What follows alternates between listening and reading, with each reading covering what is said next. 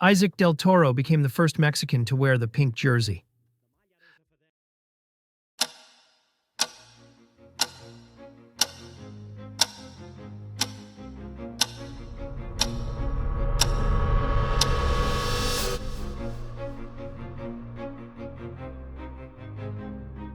Wear time was the judge, rain the enemy, and the leader held on.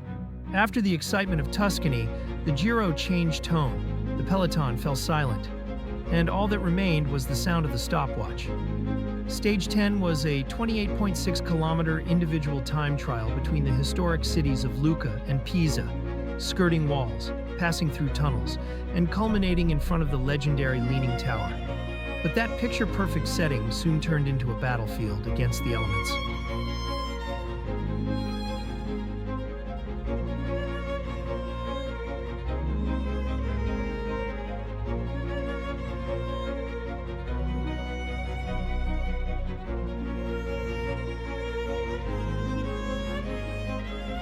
The rain, unexpected and cruel, appeared to punish the favorites who started late.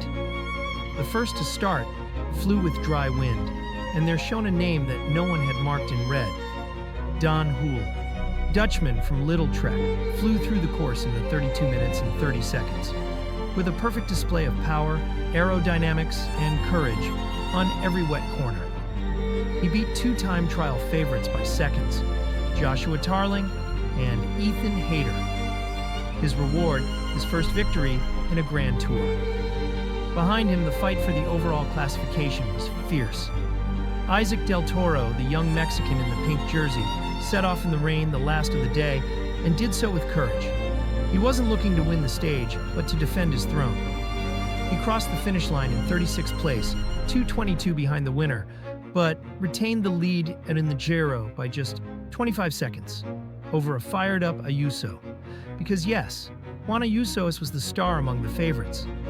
With a clean, technical, and consistent time trial, he moved into second place overall, making it clear that he will go all out in the mountains. And if anyone made a comeback, it was Primož Roglič. After his crash in the reconnaissance, he raced with a cool head. He didn't take any unnecessary risks, but he made up for 19 seconds and moved back up to Cjbeards, 5th overall. Almog threw him 1 minute 18 seconds behind. On the other hand, Egan Bernal, the warrior of the Storado. He finished almost 3 minutes behind the best time, having fallen on the asphalt and in the overall standings, moving further away from his podium aspirations. Leaving the coast of Viareggio behind, the peloton headed into the Apennines, a 186-kilometer route with almost 3,700 meters of elevation gain, featuring the colossal Alpe San Pellegrino, 14 kilometers at 8.7%, with peaks of 19%.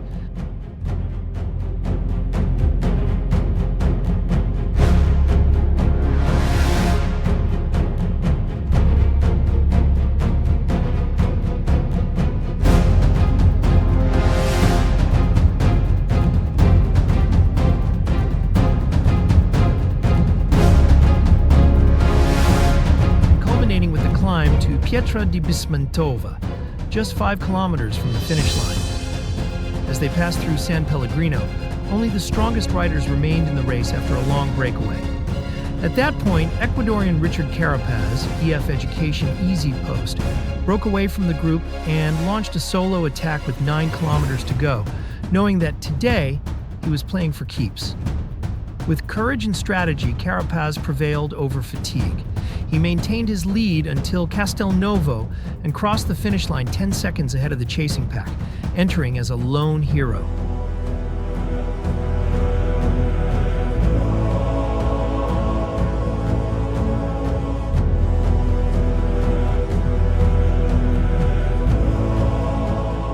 Behind him, the magical leader, Isaac del Toro, held on to his wheel.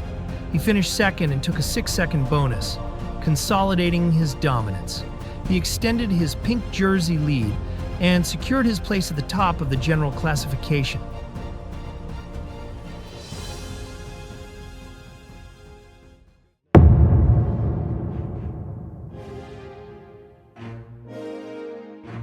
From the gastronomic heart of Modena, the peloton set off towards the Po Plain, with a stage that looked relatively quiet on paper.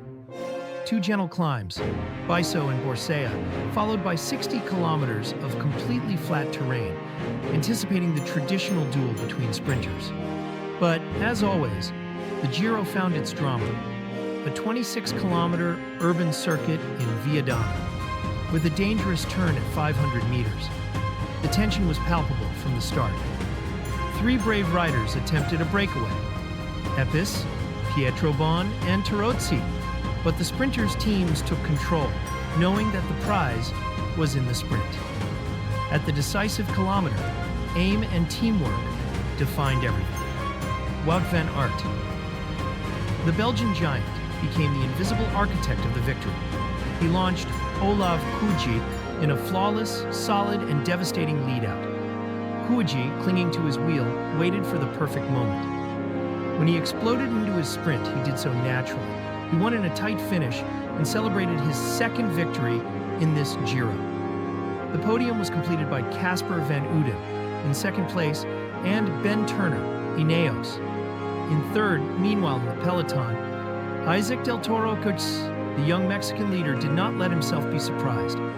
He rode smartly, avoided accidents, and slipped into the front group. In the intermediate sprint in Prescello, he gained 2 valuable seconds. The result, he retained the Trosso pink jersey and extended his lead over Juan Ayuso to Molsai in 33 seconds.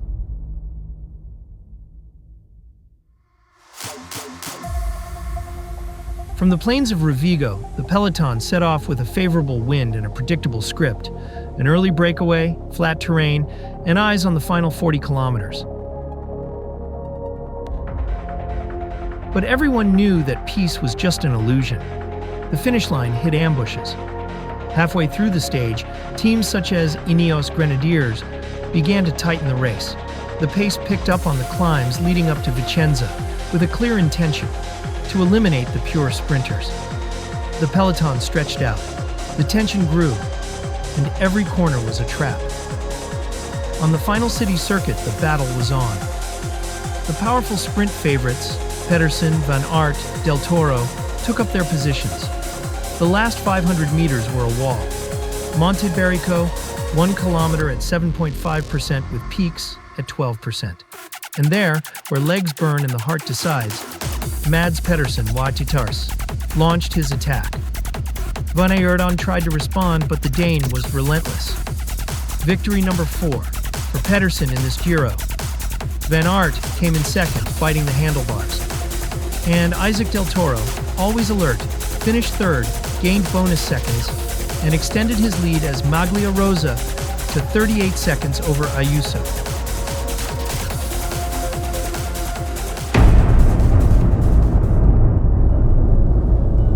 Stage 14. From the sunny plains of Treviso, the peloton set off calmly, with the wind at their backs and a deceptively serene atmosphere. It was a day marked by seemingly easy terrain, but everyone knew that the entrance to Slovenia and the steep slopes of Brda could lead to surprises. It didn't take long for the breakaway of the day to form. Kasper Asgreen, the Danish warrior, joined Mirko Maestri, Martin Marcellucci, and Clement Davy.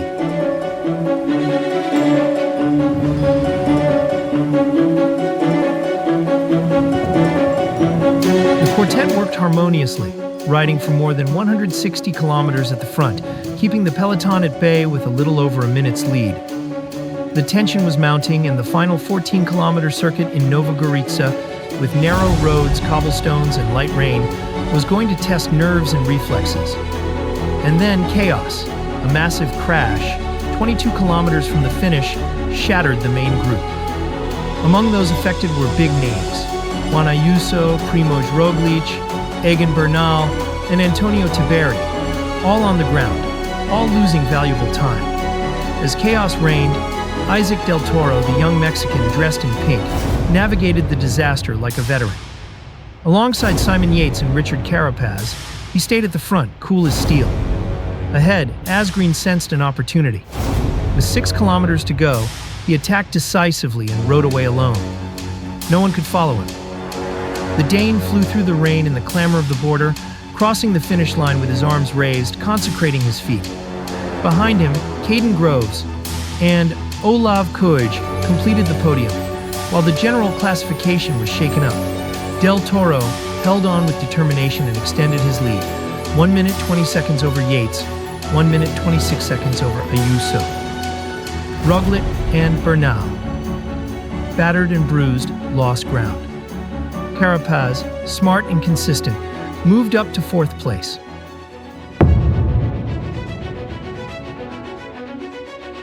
The day began on the gentle plains of Fiume Veneto, but what awaited at the end was pure alpine poison. With almost 4,000 meters of accumulated elevation gain and the imposing Monte Grappa. At the center of the stage, this 15th stage promised a lot, and it delivered. After 60 kilometers of tension and steep climbs, a large breakaway group of more than 30 riders formed. Among them were men hungry for glory, and others with orders from their teams to set tactical traps. The peloton, closely watched by UAE, Ineos, and Movistar, let them go. But never too far. Then came Monte Grappa, that silent colossus that destroys dreams. There, the real battle began. Egan Bernal lit the fuse with a brave attack. Carapaz responded, and Juan Ayuso tried to keep up, albeit with difficulty. The Giro leader, young Isaac del Toro, struggled to maintain his pace, but for the first time in this edition, he showed signs of weakness. On the other side of the mountain, another name shone brightly, Carlos Verona.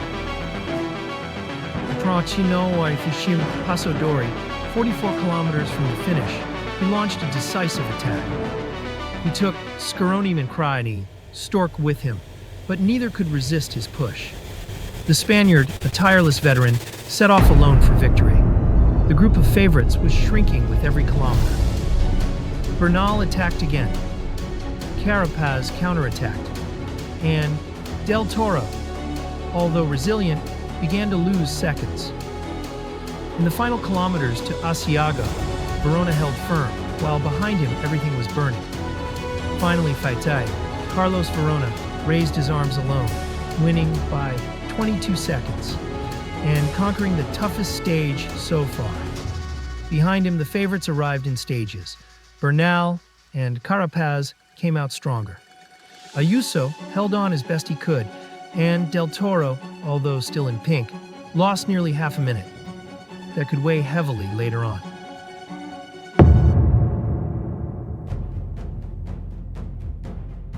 Stage 16. The day began with overcast skies and the threat of rain. The riders knew that this stage was one of the most demanding of the Giro, with 4 categorized climbs and a summit finish in San Valentino. From the start, the peloton was cautious, but a large breakaway soon formed, including riders such as Christian Scaroni, Lorenzo Fortunato, and Giulio Pellizzari. As the stage progressed, heavy rain began to fall, making the roads slippery and dangerous. On the climb to Passo di Santa Barbara, several riders crashed, including Kidi Primož Roglic.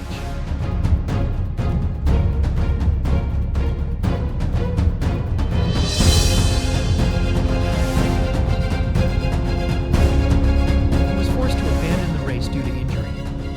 In the group of favorites, Isaac del Toro, the Giro leader, showed signs of fatigue. Although he tried to stay with the group, he was unable to keep up with the strongest climbers. On the final climb to San Valentino, Scaroni and Fortunato attacked strongly, leaving the rest of the breakaway and the group of favorites behind. Scaroni, with a show of strength and determination, crossed the finish line alone, achieving a well-deserved victory.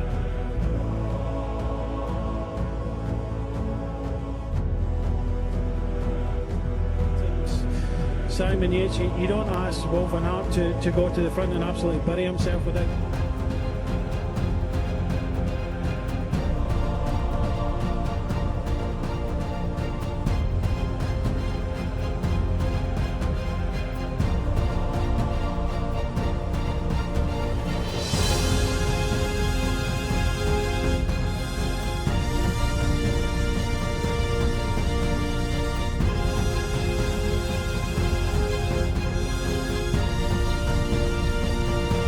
Behind him, Richard Carapaz and Simon Yates arrived 1:10 behind, while Isaac del Toro crossed the finish line 1:30 behind the winner, but managed to retain the pink jersey by a narrow margin of 26 seconds over Yates.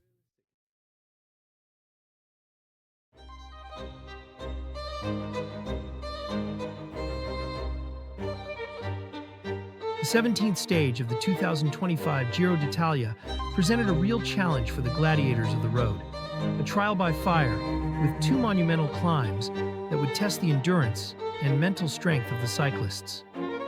Starting from San Michele all'Adige, the 155-kilometer route accumulated more than 3,800 meters of elevation gain, with the dreaded Passo del Tonale followed by the legendary Mortirolo, whose extreme ramps and gradients of up to 18% are hell for any cyclist.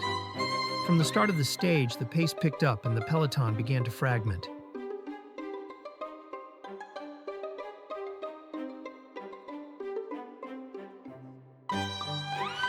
Yeah, of course it does. The higher up that you get, the thinner the air gets, and you've already ridden up here, so by the looks of things, I think the pink jersey of Del Toro's struggling as well today. Do you think their favours are going to switch to?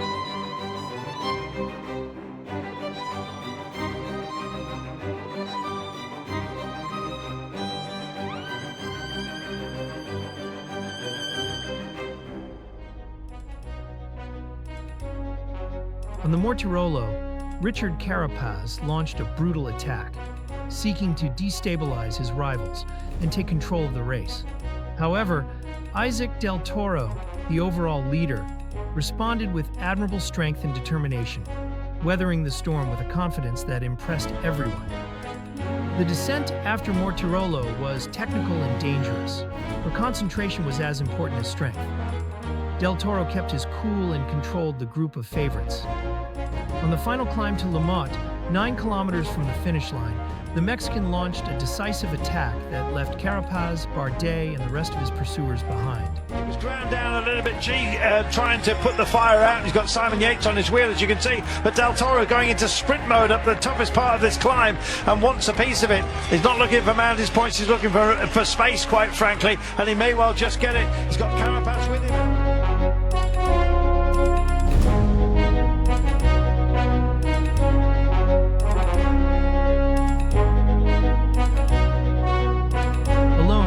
Del Toro flew toward the finish line in Bormio, celebrating a well-deserved victory that not only gave him a stage win, but also extended his lead in the overall classification, cementing his position as the main favorite to win the Giro. With a 41-second lead over Carapaz and 51 seconds over Simon Yates, the battle for the pink jersey intensifies and promises an exciting outcome. This mountain stage not only confirmed Del Toro's physical strength, but also his mettle and leadership, marking a turning point in the race. With 4 stages to go, the 2025 Giro d'Italia is more alive than ever, and the final days will be a true battle of titans in search of glory.